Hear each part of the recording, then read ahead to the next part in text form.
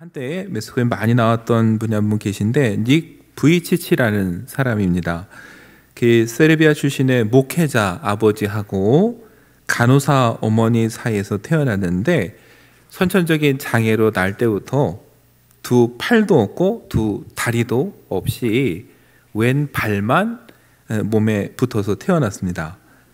간호사들도 놀랐고 어머니도 처음에 얼마나 놀랐겠어요. 아버지도 당황했지만 나중에 아버지는 이 아들을 보면서 이렇게 말했다고 합니다. He is beautiful. 나름 신앙의 아버지라 다른가 봐요.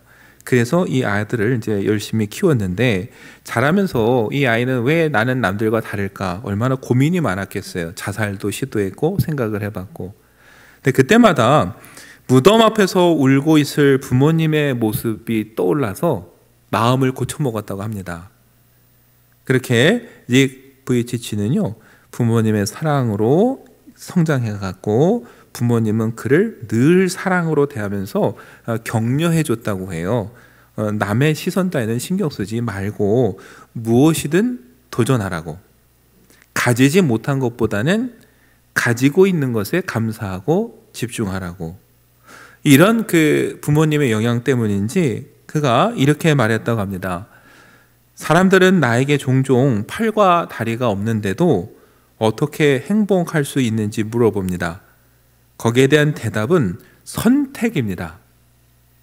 나의 선택에 따라서 나는 팔다리가 없는 것에 대해서 화를 낼 수도 있고 아니면 나에게 주어진 삶의 목적에 대해서 감사할 수도 있습니다. 그리고 나는 감사를 선택했을 뿐입니다. 없는 걸 가지고 화를 낼 수도 있고 그나마 있는 걸 가지고 감사할 수도 있는데 나는 그냥 감사하기로 선택을 했을 뿐이다. 정말 참 깊이 있는 대답 같아요. 여러분, 그런 부모의 사랑 안에서 이 청년은 대학을 가고 회계학과 경영을 전공했고요. 아까 사진에 보신 대로 사람들이 할 수 있겠어 했었던 수영, 스케이트보드, 서핑, 드럼까지 배우면서 인생을 즐겁게 살면서요.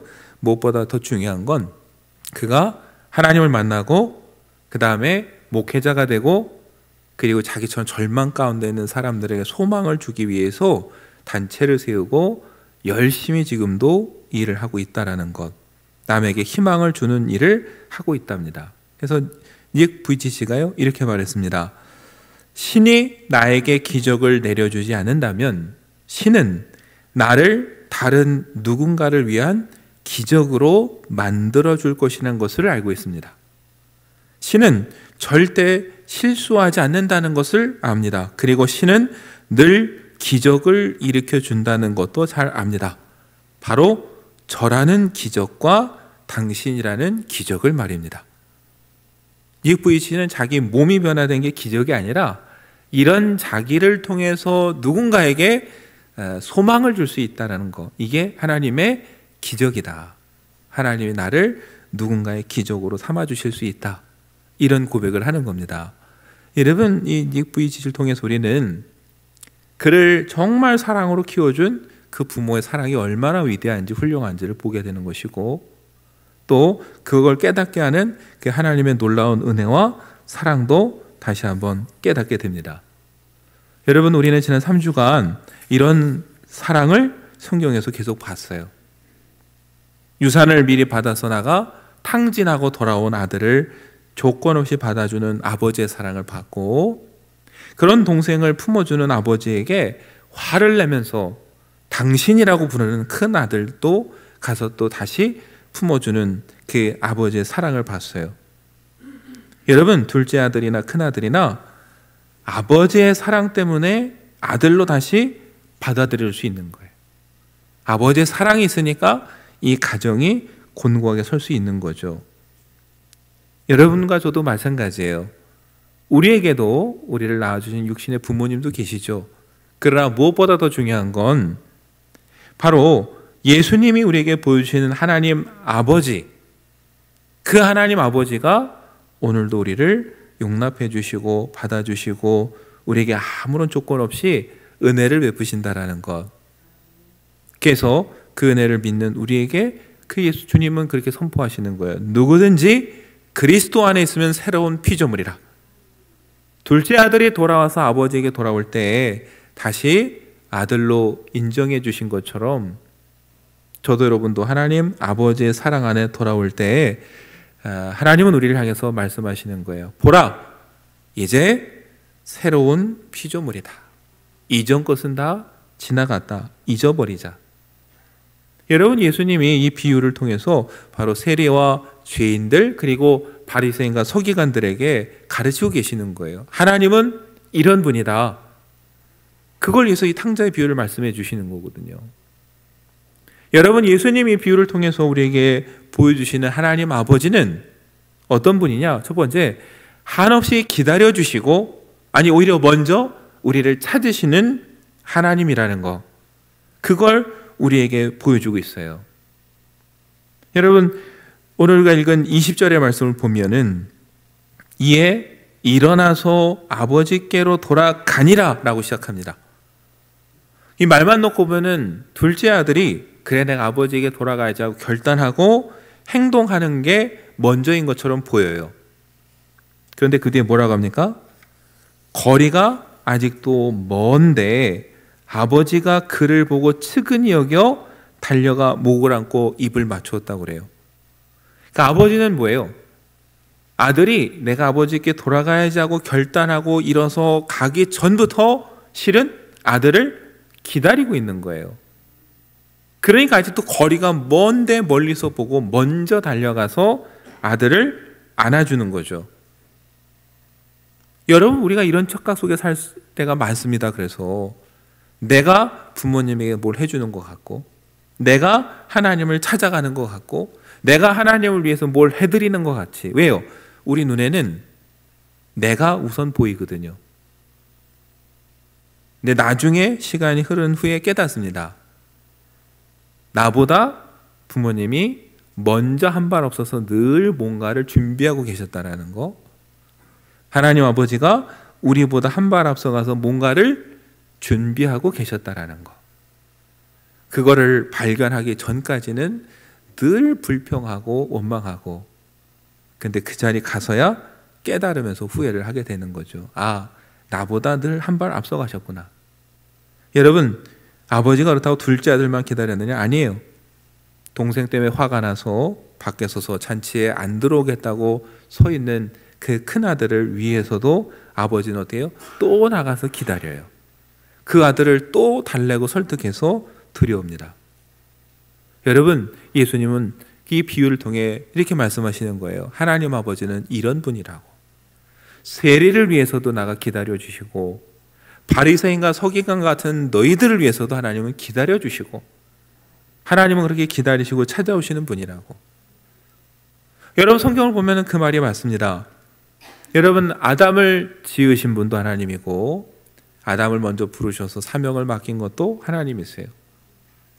저 먼 땅에 사는 아브라함을, 누구도 알지 못하는 사람을 먼저 찾아가 부르신 것도 하나님이시고, 라반의 집으로 도망가다가 광야에서 돌베개 베고 자는 야곱을 하나님이 먼저 찾아오셨지 야곱이 찾지 않았습니다.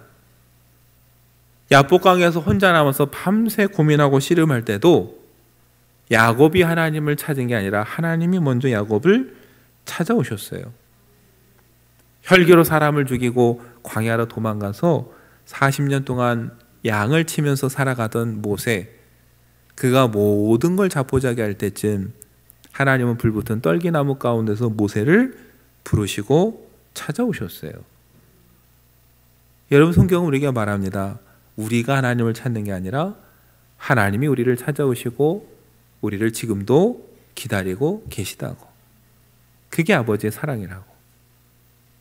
여러분, 예수님은 그걸 말씀해 주시는 거예요. 하나님은 지금도 그렇게 돌아오기를 기다리고 계시다. 그리고 그 하나님은 더 중요한 게 뭐냐면은 하나님께 돌아오는 자녀들에게 모든 것을 아낌없이 주시는 분이 또한 하나님 아버지다. 이렇게 얘기를 하고 계시는 거예요. 둘째 아들이 모든 걸 탕진하고 돌아왔습니다. 아버지에게 자기 몫을 달라고 해서 유산을 미리 받아서 다 탕진했어요. 그럼 여러분, 이 집에는 지금 이 둘째 아들 몫이라고는 아무것도 없어요.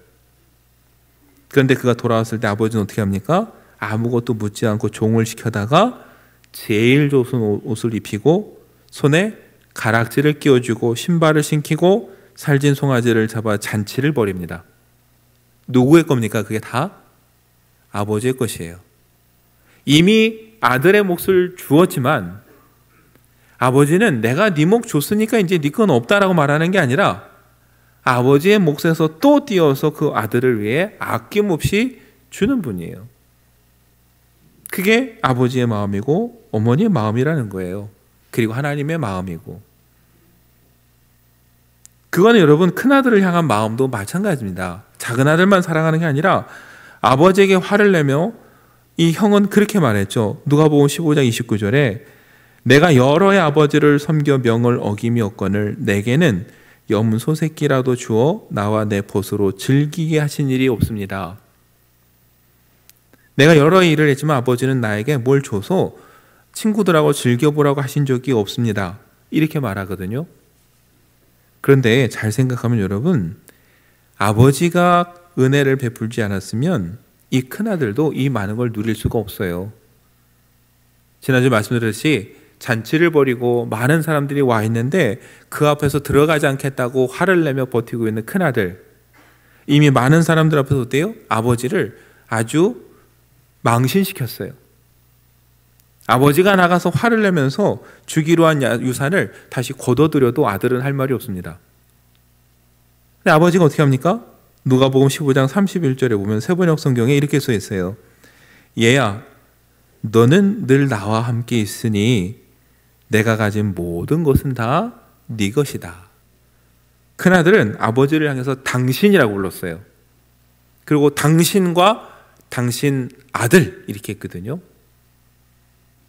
그런데 아버지는 뭐라고 불러요? 얘야 이렇게 부릅니다. 이 원어는요 아주 친근하고 사랑스러운 마음으로 부르는 단어예요.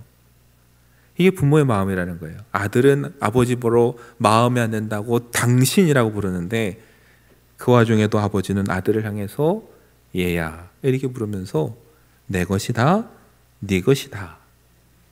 아버지는 어때요? 큰아들에게도 아낌없이 모든 걸 다 주는 거예요. 그러고 보면 큰아들이 깨닫지 못한 거예요. 언제든 아버지에게 달라고 하면 아버지 것을 마음껏 누릴 수 있었는데 누리지 못하고 늘 종처럼 일하기에 바빴던 거. 여러분, 아들이 아버지의 사랑을 깨닫지 못한 거죠. 중요한 건 여러분, 아버지는 탕진하고 돌아온 아들에게도 또 주고 자기에게 화내는 아들에게도 또 나눠주고 모든 것이 다 네 것이다. 이렇게 말하는 것이 아버지의 사랑이라는 거예요. 여러분, 그 은혜가 있었기 때문에 이 가정이 어떻게 돼요? 유지가 되는 거예요. 예수님이 그래서 세 번째 우리가 들려주신 얘기는 다른 게 아니라 우리를 기다리고 찾아오시는 그 하나님, 우리에게 모든 것을 주시는 하나님인데 마지막에 중요한 게 뭐냐? 그 하나님은 차별하지 않는다라는 거예요. 탕진하고 온 둘째도 사랑하고 아버지를 향해 화를 내는 첫째도 사랑하고 아버지는 차별하지 않아요.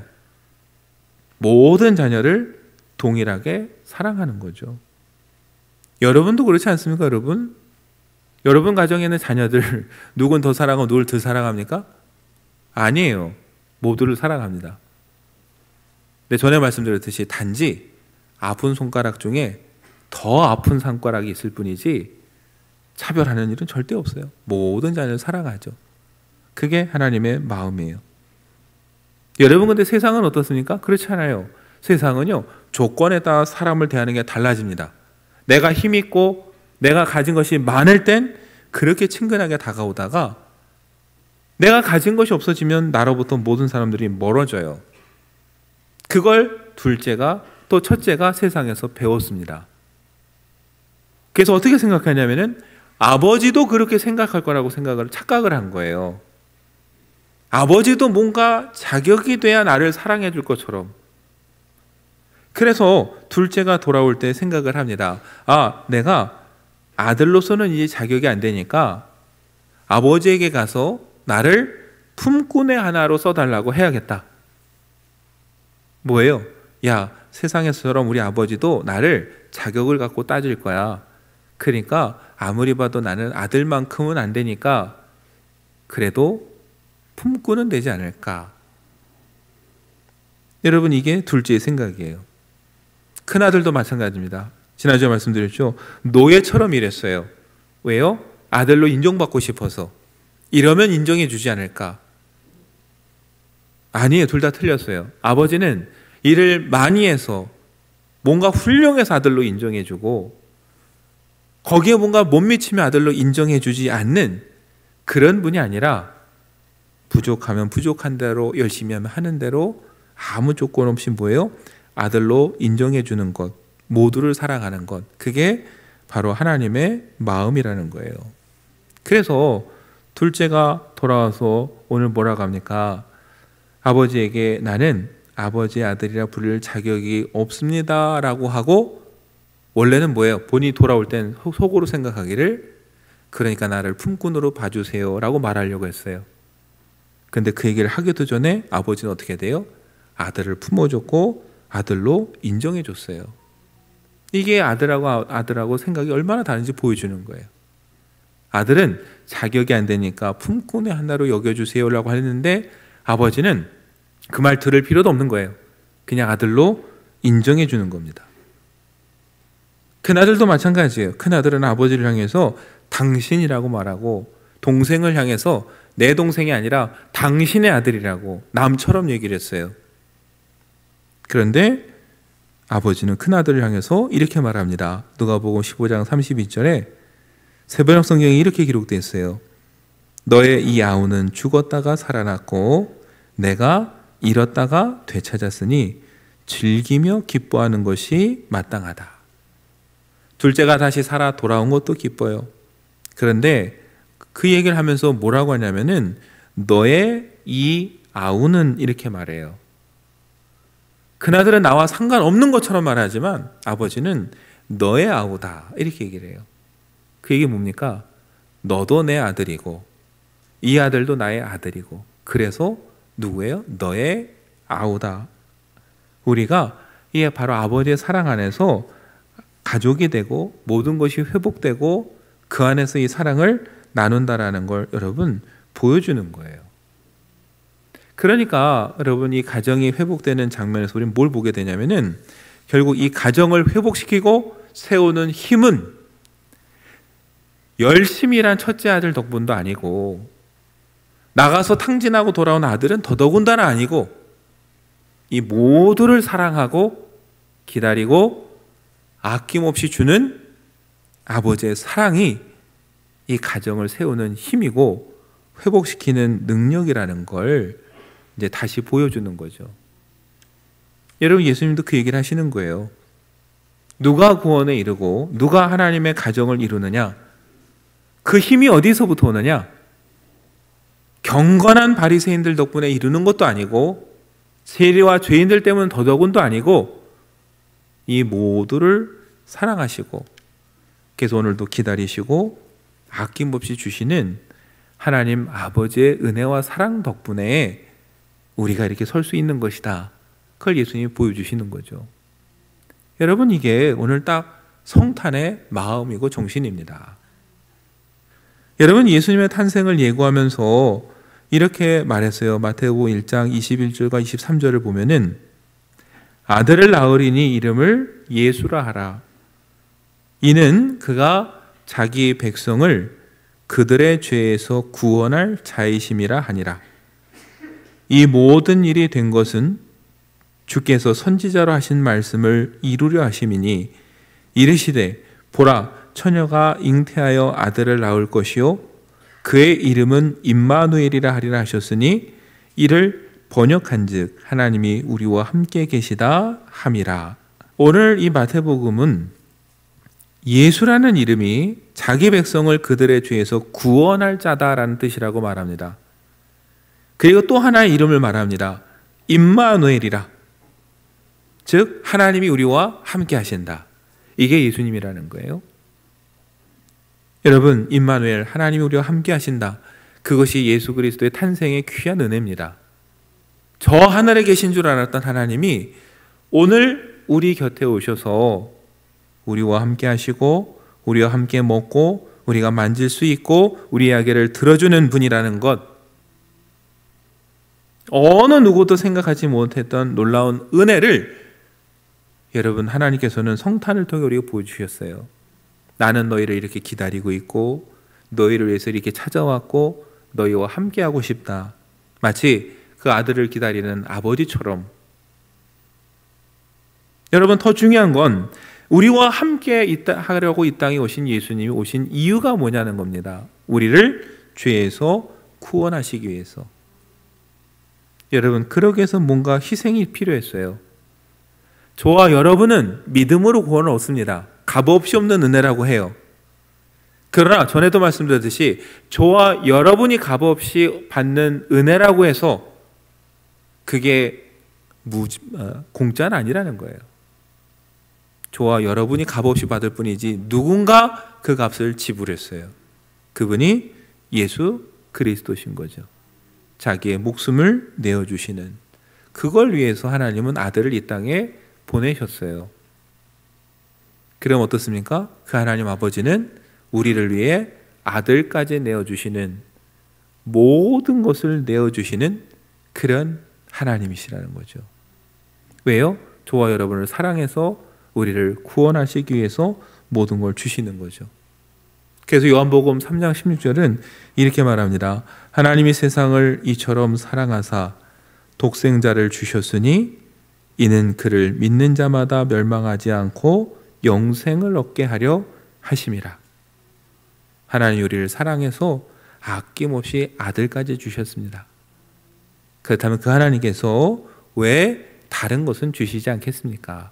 저와 여러분에게 필요한 것이라면, 그리고 그것을 통해 하나님의 놀라운 뜻이 펼쳐진다면 우리에게 주시겠죠. 허락하시겠죠. 저와 여러분이 그런 하나님이라는 걸 믿고 그 믿음으로 새해를 준비하고 걸어가는 그런 믿음의 사람이 되면 좋겠습니다. 그래, 나를 위해 아들까지 주신, 모든 것을 주시는 분인데 나에게 가장 적당한 때 좋은 것으로 응답해 주실 것이라는 믿음으로 여러분과 제가 걸어간다면 새해에 우리 삶에 하나님의 놀라운 은혜가 임하리라 믿습니다. 그러면서 그 하나님은 오늘 우리에게 마지막으로 당부하십니다. 아버지가 큰아들에게 이는 네 아우다 라고 말하면서 사랑해 주길 바란 것처럼 저와 여러분에게도 마지막으로 당부하시죠. 요한일서 4장 11절에 말씀하시기를 사랑하는 자들아 하나님이 이같이 우리를 사랑하셨은즉 우리도 서로 사랑하는 것이 마땅하도다. 여러분과 제가 우리의 공로로 된 게 아니라 하나님 은혜로 서 있다라는 걸 인정하고 깨닫는다면 내가 나의 공로를 주장하면서 대우받기보다는 그 하나님 앞에 감사하고 겸손한 마음으로 서야 되고, 그리고 하나님께서 사랑하는 그 형제를 나도 사랑하게 되는 것, 여러분 그것이 하나님이 원하시는 것이고, 이것이 뭡니까? 성탄의 의미입니다. 나를 위해 이 땅에 오시고 나를 위해 모든 것을 주신 그 하나님의 은혜를 생각하면서 나도 주변의 형제들을 돌보고, 예수님이 낳고 천에 온 곳에 오신 것처럼 나도 탕자를 품어주고 그에게 손을 내밀어 주는 것, 이것이 주님께서 우리에게 바라시는 모습이고 성탄의 참된 의미라는 것, 오늘 저와 여러분이 이것을 다시 한번 깨닫고 돌아가는 이 성탄이 되면 좋겠고, 그리고 무엇보다 우리를 위해 아낌없이 주시고 기다리시고 모두를 사랑하시는 그 하나님께서 언제나 나와 함께 한다라는 그 확신 가운데 우리가 새해를 맞이하는 저와 여러분 되기를 간절히 축원합니다.